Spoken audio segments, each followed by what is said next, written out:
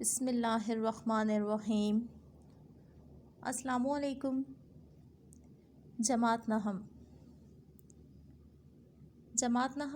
آتے ہیں آج کے اپنے تدریسی سبق کی طرف، جو کہ اردو کے عناصر خمسہ میں شمار ہونے والے مولانا محمد حسین آزاد کا لکھا ہوا انتہائی دلچسپ مضمون ہے کہ انسان کسی حال میں خوش نہیں رہتا۔ سقراط حکیم نے کہا ہے کہ اگر تمام اہل دنیا کی مصیبتیں ایک جگہ لا کر ڈھیر کر دیں اور پھر لوگوں میں برابر برابر بانٹ دیں تو جو لوگ اپنے آپ کو بد نصیب سمجھ رہے ہیں وہ اس تقسیم کو مصیبت اور پہلی مصیبت کو غنیمت سمجھیں گے۔ ایک اور فلسفی نے کہا ہے اگر ہم اپنی اپنی مصیبتیں آپس میں بدل بھی سکتے تو بھی ہر شخص اپنی پہلی ہی مصیبت کو اچھا سمجھتا۔ مصنف کہتے ہیں میں ان دونوں خیالوں کو سوچ رہا تھا کہ اچانک مجھے نیند آ گئی اور میں خواب میں دیکھتا ہوں کہ سلطان افلاک کے دربار سے ایک اشتہار جاری ہوا کہ جس میں یہ کہا گیا کہ تمام اہل عالم اپنے رنج و الم اور مصائب کو لا کر ایک جگہ پہ ڈھیر لگا دیں۔ چنانچہ اس مقصد کے لیے ایک میدان جو ہے وہ منتخب ہوا۔ وہ میدان خیال سے بھی زیادہ وسیع تھا۔ لوگ آنا شروع ہو گئے اور مصنف کہتے ہیں کہ میں بیچوں بیچ کھڑا تھا اور اس تماشے سے لطف اٹھا رہا تھا۔ دیکھتا ہوں کہ ایک کے بعد ایک آتا ہے اور اپنا بوجھ جو ہے وہ اٹھا کر پھینک دیتا ہے۔ وہ کہتے ہیں کہ اس تمام مجمع میں موجود ایک شخص تھا کہ وہ جو ہے وہ بہت زیادہ کمزور تھا۔ وہ نہایت چالاکی اور تیزی سے پھر رہا تھا۔ اس کے ہاتھ میں ایک آئینہ تھا جس میں شکل دیکھنے سے بہت بڑی معلوم ہوتی تھی۔ اس شخص نے جو ہے وہ ڈھیلی ڈھالی سی پوشاک پہنی ہوئی تھی اور اس کا دامن جو تھا بے پناہ جو ہے وہ وسیع تھا، بہت زیادہ کھلا تھا، اور اس دامن پر جو ہے وہ جنات کی تصویریں بنی ہوئی تھیں، اور جب وہ ہوا سے لہراتی تو ہزاروں عجیب و غریب قسم کی صورتیں جو ہیں وہ نظر آتی۔ اس شخص کی ایک آنکھ پیشیانہ تھی اور اس ایک آنکھ میں افسردگی تھی اور اس کا نام وہم تھا۔ وہ کیا کرتا، ہر شخص کا بوجھ جو ہے وہ بندھواتا اور اسے مقام مقرر پر لے جاتا۔ کہتا ہے کہ میں نے دیکھا کہ لوگ آ رہے ہیں اور اپنی مصیبتیں پھینک رہے ہیں۔ اس عالم میں جو چند شخصوں کی حالت ایسی تھی کہ میرا دل جو ہے وہ بڑا خفا ہوا، اور میں نے دیکھا کہ ایک شخص جو ہے پرانے چکن کے جو ہے وہ لباس میں ایک بھاری سی گٹھری لے کے آتا ہے۔ جب وہ گٹھری پھینکتا ہے تو پتہ چلتا ہے کہ اس کا افلاس تھا، یعنی اس کی غربت تھی۔ ایک اور شخص آتا ہے، پسینے سے جو ہے وہ شرابور ہوتا ہے اور جو ہے وہ اپنا بوجھ پھینکتا ہے، پتہ چلتا ہے اس کی بیوی تھی جو بہت بری تھی۔ اس کے بعد جو ہے ایک بڑی بھیڑ آئی جس کی تعداد کا شمار نہیں تھا۔ معلوم ہوا کہ یہ عاشقوں کا گروہ ہے اور ان کے سروں پہ جو ہے وہ دودھ آہ کی گٹھڑیاں رکھی ہوئی ہیں، یعنی وہ ایسی آہیں ہیں کہ جو دلوں کو زخمی کر دینے والی ہیں، اور شور شرابے کی گٹھڑیاں ان کے سروں پہ ہیں۔ لیکن وہ آتے ہیں، اپنے بوجھ کو اسی طرح اٹھاتے ہیں اور پھر بغیر سر ہلائے اور بوجھ کو پھینکے جو ہے وہ واپس چلے جاتے ہیں۔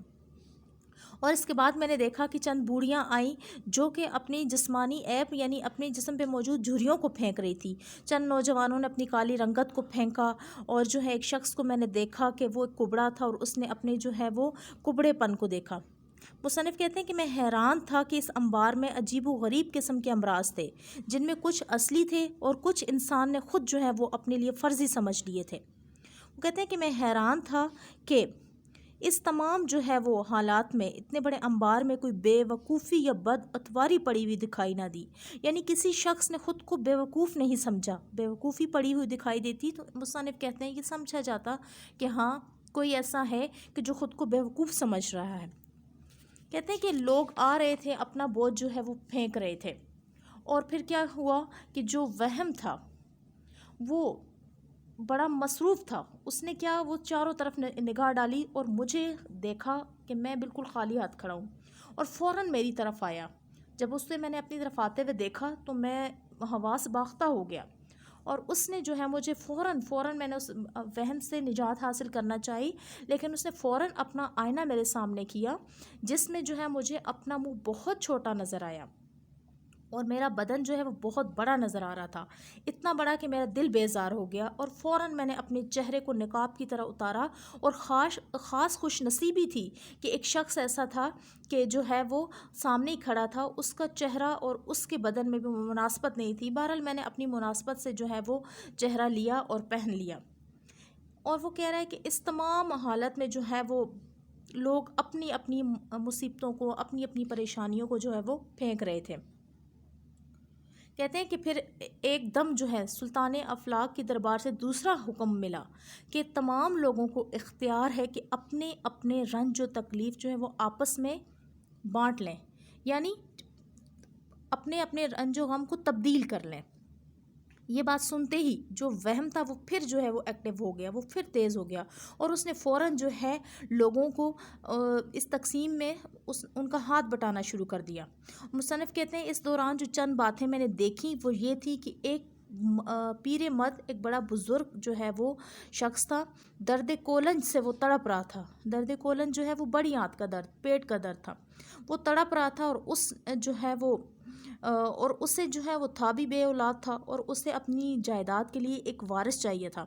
اس نے اپنے اس درد کو پھینکا اور اپنے لیے خوبصورت نوجوان لڑکے کو لیا، اس لڑکے کو انتخاب کیا جس لڑکے کو اس کے والدین نے نافرمانی کی وجہ سے چھوڑ کے پھینک دیا تھا۔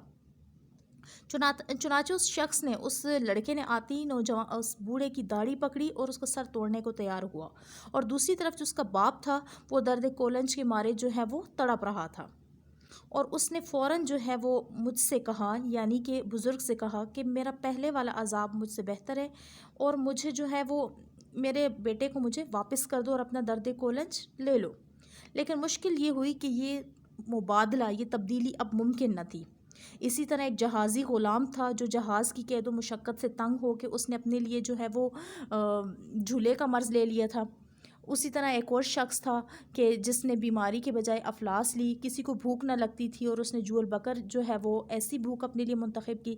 یعنی ہر شخص جو ہے وہ جب انہوں نے اپنے اپنے بوجھ تبدیل کیے تو ان کی حالت جو ہے وہ عبرت اور پشیمانی والی تھی۔ سارا جو انبار تھا، سارا جو گروہ تھا، لوگوں کا یہ حال تھا کہ دیکھنے سے ترس آتا تھا۔ یعنی ہر کوئی اپنی جان سے بیزار تھے اور اپنے اپنے بوجھوں تلے دبے ہوئے تھے۔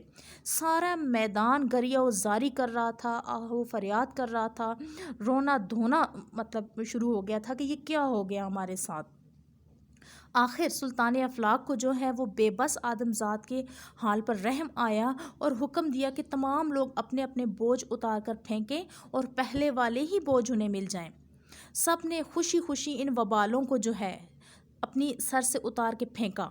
اتنے میں دوسرا حکم آیا کہ وہم جس نے انہیں دھوکے میں ڈال رکھا تھا وہ شیطان جو ہے یہاں سے دفع ہو جائے، چلا جائے، اور اس کی جگہ آسمان سے ایک رحمت کا فرشتہ نازل ہوا جس کا نام صبر و تحمل تھا۔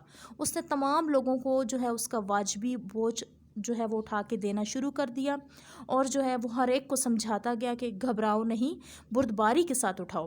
ہر شخص اپنا اپنا بوجھ جو ہے سابقہ بوجھ لیتا اور گھر واپس چلا جاتا، اور ساتھ ہی اس فرشتے رحمت کا شکریہ ادا کرتا کہ آپ کی وجہ سے جو ہے اس اتنے بڑے انبار میں سے مجھے اپنا بوجھ اٹھانے میں دقت محسوس نہیں ہوئی۔ تو یہ تھا آج کا آپ کا سبق، جس کا مرکزی خیال یہ بنتا ہے کہ انسان واقعی جو ہے اس دنیا میں رہنے والا کوئی شخص بھی ہے اپنی موجودہ حالت سے مطمئن نہیں ہے۔ کسی کے پاس اگر پیسہ ہے تو اسے کوئی اور کمی ہے، جس کے پاس اولاد ہے اسے کوئی اور مسائل ہے، یعنی دنیا میں رہنے والا کوئی شخص بھی مطمئن نہیں ہے۔ اور اگر ہم واقعی اسی طرح اپنے تمام مسائل کو ایک دوسرے کے ساتھ تبدیل کریں تو یقیناً جو ہے وہ ہم اپنے پہلے والے مسائل اور پریشانیوں کو اپنے لیے زیادہ بہتر کریں گے۔ اور اس کا یعنی اس سے یہ اندازہ ہوتا ہے کہ اللہ تعالیٰ نے جو بوجھ، جو پریشانیاں ہمارے لیے یا ہمارے اوپر ڈالی ہیں وہ اسی لیے ڈالی ہیں کہ لا یکلف اللہ نفسا الا وسعہا، یعنی خدا تمہاری طاقت سے زیادہ تم پہ بوجھ نہیں ڈالتا۔ لیکن انسان جو ہے وہ ناشکری کا مظاہرہ کرتے ہوئے، ہر انسان ناشکر ہے، وہ ناشکری کا مظاہرہ کرتے ہوئے کہتا ہے کہ میں دوسرے سے زیادہ پریشانی میں ہوں، میں دوسرے سے زیادہ پریشانی میں ہوں۔